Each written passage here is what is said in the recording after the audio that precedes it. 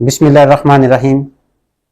شروع اللہ کے برکت نام سے جو دلوں کے بید خوب جانتا ہے، اور لاکھوں کروڑوں درود نبی اکرم محمد رسول اللہ صلی اللہ علیہ وآلہ وسلم اور آپ کی آل پر۔ ناظرین، وہ جو الفاظ لکھتا تھا سب سنتے تھے، وہ جو درد بیان کرتا ہے سب پڑھتے ہیں۔ ایک شاعر کی زندگی کا وہ رخ، وہ پہلو جو سب سے چھپا رہا، جو خاموشیوں میں دبا رہا، آج ہم کریں گے اس رخ کو ڈسکس پروگرام ادر سائیڈ میں۔ اور اس کے لیے میرے ساتھ موجود ہیں فیصل آباد کے نامور شاعر جناب محمود سرمد صاحب۔ السلام علیکم سر۔ وعلیکم السلام جی محبوب صاحب، کیسے ہیں آپ؟ الحمدللہ۔ اچھا محبوب صاحب، آج کا جو ہمارا پروگرام ہے اس میں میرا پروگرام کا مقصد جو ہے وہ ایک شاعر کی زندگی کا وہ پہلو جو ہے وہ سامنے لانا ہے معاشرے کے، جو معاشرے سے چھپا رہتا ہے۔ جی محبوب صاحب، یہ بتائیں کہ جو شاعر آج ہے یا جو شاعر آج سے 50 سال پہلے تھا، اس کی زندگی میں جو ایک معاشی پہلو ہوتا ہے وہ معاشرے سے کیوں چھپا رہتا ہے؟ اچھا، اس حوالے سے میرا یہ خیال ہے کہ جو شاعر کا سننے والا ہے یا اس کا پڑھنے والا ہے وہ اس طرف توجہ ہی نہیں دیتا کہ شاعر کر کیا رہا ہے، بس محض اس کے شعر تک وہ محدود رہتا ہے، وہ اس کو جاننا ہی نہیں چاہتا، اس کو دیکھنا ہی نہیں چاہتا کہ وہ مطلب ہٹ کے وہ کس حال میں ہے، کیسے جی رہا ہے، وہ کیا کر رہا ہے۔ اس کی شاید یہی وجہ ہے۔ اور محبوب صاحب، جو شاعر آپ جو شاعری کرتے ہیں یا جو شاعر اکثر ہجر بیان کرتے ہیں، جی، کیا وہ ان کی زندگی کا مشاہدہ ہوتا ہے، یعنی وہ ان کے اوپر گزرے ہوئے تجربات ہوتے ہیں، یا ان کے اپنا ارد گرد کے حالات حاضرہ جو ہے اس کے مطابق وہ لکھتے ہیں؟ اس کے بارے میں آپ کی کیا؟ یہ دونوں کیفیت ہو سکتی ہیں۔ یہ بھی ہو سکتا ہے کہ جو وہ اپنی شعر کا حصہ بنا رہا ہے، جس خیال کو، جن معاملات کو، ہو سکتا ہے کہ اس کے اوپر بھی وہ بیتی ہو، مطلب کہ وہ اپنی اس کی بات بھی ہو، اور یہ بھی ہو سکتا ہے کہ وہ اس نے معاشرے سے کچھ لیا ہو، یعنی اس کی خارجی اور داخلی دونوں کیفیت ہو سکتی ہے۔ داخلی سے مراد کی جو اس کی اپنے اوپر گزری ہے، اور خارجی سے مراد جو اس نے معاشرے سے لیے، دونوں ممکن ہے۔ جی بالکل، آپ کی بات بالکل درست ہے، لیکن اس میں جو ایک شاعر ہے، میں دیکھتا ہوں کہ بعض اوقات شاعر کے حالات زندگی کچھ اس طرح کے ہوتے ہیں کہ شاید آپ پہ بھی وہ وقت آیا ہو، اور بھی بہت سے شعراء پہ یہ وقت آتا ہے کہ ایک وقت آتا ہے کہ وہ اکتا جاتے ہیں کہ مجھے اب شاعری چھوڑ دینی چاہیے، کیونکہ وہ اکثر آپ نے دیکھا ہے نا کہ جو آپ کی اگر معیشت ٹھیک نہیں ہے، آپ مفلسی میں جی رہے ہیں، تو اس میں بہت کم لوگ جو ہیں وہ شاعری میں سروائیو کر سکتے ہیں۔ اس کے لیے کوئی جو ہے اس کا کیا ہونا چاہیے کہ جو نیا شاعر ہے جو اس کو یہ جو پرابلم ہے یہ فیس نہ کرنی پڑے؟ اچھا، پہلی بات تو یہ ہے کہ یہ میری بات نہیں سمجھ آتی، میں نے خود بھی دیکھا ہے بہت سارے ایسے لوگ کر لے یار میں نے شاعری چھوڑ دی ہے، میں آج کل بالکل مطلب مشاعروں میں نہیں جا رہا، میں نے ترک کر دیا ہے یہ لکھنے پڑھنے کا جو سلسلہ ہے۔ تو میں تھوڑا سا اس سے ہٹ کے سوچتا ہوں، شاعر اصل میں پیدائشی ہوتا ہے، شاعر پیدا ہوتا ہے۔ ہاں، وقتی طور پہ تھوڑا ایک وقفہ آ سکتا ہے کسی وجہ سے، لیکن ایسا نہیں ہوتا کہ مشاعروں میں وہ نہ جائے، کچھ اس طرح تو ہو سکتا ہے، لیکن وہ لکھنا نہ چھوڑے، یہ نہیں ہو سکتا۔ وہ لکھتا رہتا ہے۔ یہ اور بات ہے کہ وہ اس کو مطلب وہ کتابی شکل میں نہیں لاتا، مشاعروں میں نہیں جاتا، یا اپنے کسی حالات کی جو گمبھیرتا کی وجہ سے وہ تھوڑا پیچھے ہٹ جاتا ہے پردے سے، سکرین سے، ادروائز وہ لکھتا رہتا ہے۔ اب نئے آنے والے جو ہیں، یا اس میں کرنا کیا چاہیے؟ میں یہ سمجھتا ہوں کہ شاعر کو یہ نہیں ہے کہ جی بس وہ لکھتا رہا اور بس اس کے علاوہ کچھ نہیں کیا۔ شاعری کیا دیتی؟ شاعری نے تو غالب کو کچھ نہیں دیا۔ غالب کی زندگی اگر ہم اٹھا کے دیکھیں تو وہ بیچارہ، وہ جو اس کی پینشن وغیرہ روک دی گئی تھی، اس کے لیے کتنے اس نے تگودو کیے، کتنے دھکے کھائے ہیں، کتنا پریشان رہا ہے، اس کی جو نجی زندگی ہے وہ بھی پریشان ہے۔ تو محبوب صاحب، پھر معاشرے کو شاعری کی ضرورت کیا ہے؟ معاشرے کو تو خیر ضرورت ہے، شاعر اپنے شعور کے ذریعے معاشرے کے وہ رستہ دکھاتا ہے जी जी وہ راستہ دکھاتا ہے جس کی ضرورت ہے, شاعر کوشش کرتا ہے, لیکن ہاں یہ ہم کہہ سکتے ہیں کہ بعض اوقات لکھنے والا خود اس پہ عمل نہیں کرتا. جی بالکل. جیسے ہمارے علماء کرام دیکھ لیں, یا اور بہت سارے ایسے لوگ ہیں جو بڑی بڑی لمبی لمبی تقریریں تو کرتے ہیں لیکن اس پہ عمل نہیں کرتے. ایسے شاعر بھی کرتے ہیں. نہیں, میں یہاں پہ بات کر رہا ہوں ان شعراء کی جو بہت اچھا لکھتے ہیں, ٹھیک ہے, وہ معاشرے کے لیے لکھتے تو ہیں, معاشرے کی آواز بھی بنتے ہیں, معاشرے کا دکھ درد بھی بیان کرتے ہیں, لیکن ان کی اپنی زندگی کا جو دکھ درد ہے وہ اس کا ازالہ نہیں کر پاتے. تو کیا ضروری ہے کہ وہ اسی کام میں لگے رہیں, وہ اپنی معیشت پر توجہ نہیں دے سکتے؟ نہیں, انہیں ضرور دینا چاہیے, ضرور دینا چاہیے, کیونکہ اس کے بغیر تو گزارا ہی نہیں.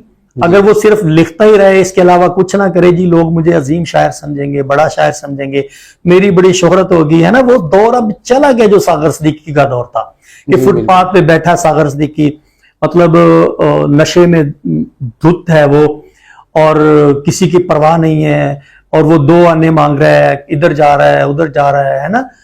تو آج کل میں یہ سمجھتا ہوں آج کل کے نوجوان کو, نئے لکھنے والے کو ایسے سوچنا چاہیے جیسے امن الدین قاسمی صاحب سوچ رہے ہیں. جی بالکل. جیسے امجد اسلام امجد صاحب ہیں, جیسے عطا اللہ قاسمی صاحب ہیں. مطلب اپنے روزگار کا بھی خیال رکھنا چاہیے اور اپنے شعر کی طرف بھی توجہ دینی چاہیے. وزیر آغا ہمارے لیے ایک بہت بڑی مثال ہے اس حوالے سے. جی جی بالکل, وہ بات آپ کی ٹھیک ہے. اس میں یہ بھی ایک چیز آ جاتی ہے نا کہ میں نے دیکھا ہے کہ اکثر جو لوگ ہیں وہ شاعری کو نا صوفیزم کی طرف جوڑتے ہیں. یعنی ایک صوفیزم ایک الگ جو ہے چیز ہے اور شاعری ایک الگ چیز ہے. وہ شاعری کو اپنے اوپر جیسے نا وہ کہتے ہیں کہ ہجر سوار کر کے اپنے اوپر وہ سمجھتے ہیں کہ اب میں شاعر اچھا بن گیا ہوں شاید, یا میں صوفی درویش بنوں گا تو ہی اچھا شاعر بنوں گا, میں اپنا مفلسی میں رہوں گا تو ہی اچھا شاعر بنوں گا. بہت سے شاعروں کی مثالیں ہمارے سامنے ہیں جو پروفیسرز تھے یا بہت اچھے شعراء تھے, لیکن انہوں نے زندگی میں نام بھی کمایا ہے, دولت بھی کمائی ہے, معاشرے میں اچھا نام کمایا. جی اگر کوئی ایسا کر رہا ہے کہ یعنی کہ جو لکھ رہا ہے وہ کہہ رہا ہے کہ اس کو میں اس کا اوڑھ لوں اپنے اوپر لبادہ بھی, تو ایسا نہیں کرنا چاہیے, ٹھیک ہے نا جی. اس سے باہر نکلنا چاہیے. اور شاعر کو جیسے میں نے پہلے عرض کیا کہ شاعر کو اس طرح سے جینا چاہیے جیسے ایک اچھا معزز شاعری ہے, اور معاشرے کا اچھا شاعری بننا چاہیے. اور اس سے وہ جو ایک طرح کا صوفیزم کا کچھ لوگوں نے ڈھونگ رچایا ہوا ہے, ایسے مطلب نشے وشے کی طرف بھی شاعر ماشاءاللہ بڑی. جی بالکل, یہی بات میں کہہ رہا ہوں کہ جو لوگ نشہ وشہ نہیں کرتے یا مطلب معاشرے سے ہٹ کے اوٹ پٹانگ قسم کی حرکتیں نہیں کرتے, تو وہ یہ سمجھتے یہ تو شاعر نہیں ہو سکتا نا. بیٹھے بیٹھے جناب 20 چائے پی لی, ہے نا, ادھر ادھر کی حرکتیں کرنی, یہ ضروری نہیں ہے.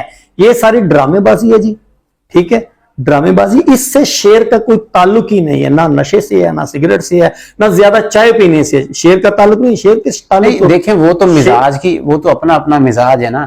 اب آپ کا مزاج کتاب پڑھنا ہے, میرا مزاج ہے چائے پینا ہے, وہ تو اپنا اپنا مزاج ہے. میں یہاں پہ ہم ڈسکس کر رہے ہیں شاعر کی اس زندگی کو, شاعر کے ان الفاظ کو جو وہ لکھتا نہیں ہے, وہ اس درد کو جو سامنے نہیں آتا, جو پیچھے چھپا ہوتا ہے. یعنی کہ اس کی زندگی کا کوئی دکھ ہے, اسے بیٹی کا دکھ ہے, اسے بیٹے کا دکھ ہے, یا اسے اپنا معیشت کا دکھ ہے. میں اس دکھ کو جو ہے نا اجاگر کرنے کی کوشش کر رہا ہوں تاکہ جو ہماری جو نئی آنے والی نسل ہے, جو ہمارے دیکھنے والے ویورز ہیں, جو نئے لکھنے والے شاعر ہیں, وہ اس میں سے اپنے لیے کچھ نہ کچھ نکال سکیں. ان کو ہماری جو باتیں ہیں, جو آپ رائے دیں گے, جو میں رائے دوں گا, وہ ہمارے ان سوالات اور جوابات میں سے اپنی زندگی کے لیے کچھ اہم جو ہے وہ نکال سکیں. تو بات کرنے کا مقصد یہی ہے. پھر واپس میں اپنے سوال کی طرف آتا ہوں کہ یہ جو آج کا ہمارا نوجوان شاعر ہے, آپ کے خیال میں اسے کس طرح اپنے آپ کو جو ہے معاشرے کے ساتھ جوڑنا چاہیے, اور کس طرح اسے وہ اچھا لکھے بھی اور معاشرے کے ساتھ بھی جڑے اور اپنی زندگی کو ہے جو خوشحال طریقے سے جیے بھی؟ اچھا تھوڑا سا ہم پیچھے چلتے ہیں. رہا مسئلہ وہ آپ کہہ رہے ہیں کہ لکھتے نہیں ہیں, لکھتے ہیں, یہ لکھتے ہیں, یہ معاشرے کے حوالے سے بھی لکھتے ہیں, یہ جناب جو ان کے ہجر فراق سے ہٹ کے بھی لکھتے ہیں, ٹھیک ہے نا جی. یہ ہر طرح کا لکھتے ہیں, انقلاب پہ بھی لکھتے ہیں, ہر طرح کا لکھتے ہیں, ایسی بات نہیں لکھتے نہیں ہیں. میں وہ بات یہ کر رہا تھا کہ یہ جو ڈرامے کرتے ہیں نا کہ شاعر مطلب لوگ دیکھیں کہ یہ شاعر ہے, اس کے لیے جو کرتے وہ جو چائے وائے میں نے کا ذکر کیا تھا, سگریٹ کا ذکر کیا تھا, وہ ایسے ڈرامے باز بہت ہیں. صحیح ہے, اس چیز سے ہٹنا چاہیے. میں وہ بات کر رہا تھا. اب ایک نئے لکھنے والے کو کیا کرنا چاہیے؟ تو میری رائے یہ ہے کہ نئے لکھنے والے کو ایک طرح سے ایک اچھی تخلیق بھی کرنی چاہیے, اور یہ بھی کوشش کرنی چاہیے کہ ان کی شخصیت معاشرے کے لیے مثالی ہو. یہ نہ ہو کہ ان کو پڑھنے والا ان کو دیکھ کے یہ کہے کہ یہ شاعر ہے. اب دیکھیں, میں نا میرے سامنے ایک مثال آتی ہے, حضرت جناب جون ایلیا صاحب شاعر گزرے ہیں جی. اب انہوں نے اپنی زندگی کو, جو آپ کے سامنے ہی تھی, ان کی زندگی جس طرح سے گزری, جس طرح کی وہ شاعری کرتے تھے کہ تم میری تصویر بنا کر لائے ہو, یعنی میں دیوار سے لگایا جانے والا ہوں, اس طرح کے اشعار جو ہیں. جی جی. تو میں نے دیکھا ہے کہ آج کے معاشرے میں کچھ نوجوان جو ہیں, جو شاعر ہیں, وہ ان کا جو لبادہ اوڑھ کرنا, ان سے اس لیول کی شاعری تو نہیں ہو رہی, لیکن جو جون ایلیا صاحب کی جو لبادہ اوڑھ کر وہ اپنے آپ کو اسی دکھ میں ڈھالنے کی کوشش کرتے ہیں جو کہ ان کے اوپر بہت زیادہ اثر انداز ہوتا ہے. اس سب سے کیسے بچنا چاہیے کہ اب جو سینئر شعراء ہیں ان کی تو چلیں جو زندگی تھی, جیسے شاکر شجاع آبادی صاحب کی تھی, یا وہ انہوں نے اپنی زندگی کا دکھ درد بیان کر دیا. اب ان کو فالو کرنے والا جو ہے, مثال کے طور پر ان کا جو فالوور ہے, وہ اس سب سے بچ کر ان کو فالو کیسے کرے گا؟ سر یہ سارے نقلیے ہیں, ٹھیک ہے نا جی. جیسے میں نے پہلے بھی کہا ہے جی کہ یہ لوگ سگریٹ پیتے ہیں, مطلب کئیوں نے تو لمبے لمبے بال بڑھا لیے ہیں, ہے نا.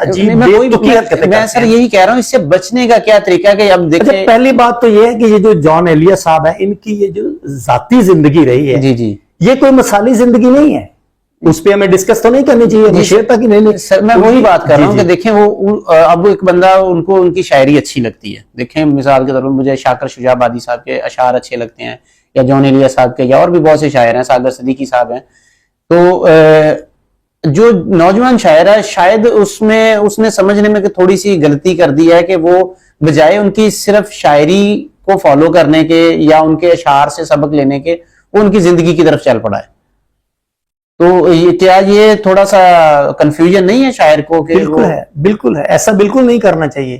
ٹھیک ہے جی, ایسا بالکل نہیں کرنا چاہیے. ان کی زندگی آپ ان کے شعر کو پڑھیں, آپ ان کے شعر کو سمجھیں. اگر آپ نے ان کا مقلد ہی بننا ہے, ان کے پیچھے ہی چلنا ہے, تو پھر کم از کم وہ کریں جو ان کے شعر میں ہے. اگر آپ نے, ویسے تو میری رائے, ذاتی رائے تو یہ ہے کہ اگر کوئی بندہ یہ کہتا ہے کہ میں جی ناصر کاظمی کے انداز میں لکھ رہا ہوں, یا میں جون ایلیا کے انداز میں لکھ رہا ہوں, کیوں لکھ رہا ہے؟ جون ایلیا اپنے انداز میں لکھ گیا, ناصر کاظمی صاحب اپنے انداز میں لکھ گئے. ہمیں اپنا انداز اپنانا چاہیے, ٹھیک ہے نا جی. اب یہ رواج ہے, ہر دوسرا تیسرا بندہ یہ چاہ رہا ہے کہ میں جی جون ایلیا بن جاؤں, اس کی کاپی کرتا, اس کی نقل کرتا ہے. ٹھیک ہے بھی, وہ اچھے شاعر تھے, تو آپ اپنا حصہ ڈالیں نا, اپنے انداز سے لکھیں. اور باقی رہا مسئلہ ان کی ذاتی زندگی کا, اس طرف تو آپ آئیں نا. جی بالکل, وہ اپنی زندگی جی گئے, آپ اپنی زندگی جیئیں. یہ وہ دور نہیں ہے, یہ وہ دور نہیں ہے کہ شاعر فٹ پاتھ پہ بیٹھا ہوگا, لوگ لا کے جناب اس کو لنگر کھلائیں گے یا لاگ اس کا خیال رکھیں گے. نہیں بھائی, اب وہ دور بدل گیا. جی بالکل بدل گیا. محبوب سرمد صاحب, میں آپ کا بہت شکر گزار ہوں کہ آپ نے میرے اس پروگرام کے لیے اپنا وقت نکالا. ناظرین, وہ جو لکھنا چاہتا تھا شاید نہ لکھ سکا, وہ جو درد اس کے الفاظ میں چھپا تھا وہ شاید معاشرہ نہ پڑھ سکا. اس طرح کے بہت سے شاعر, بہت سے جو ہے مصنف گزرے ہیں, اور ابھی بھی جو ہیں وہ لکھتے ہیں. ہم نے ان کی زندگی کے ادر سائڈ پر نظر ڈالی اور آپ کو بھی اس سے آگاہ کیا. اور انشاءاللہ اگلے پروگرام میں کسی اگلے موضوع کے ساتھ, کسی نئی شخصیت کے ساتھ, کسی نئے پہلو کو ادر سائڈ دیکھیں گے. اور اپنے میزبان فرحان علی خاکی کو اجازت دیجیے. والسلام.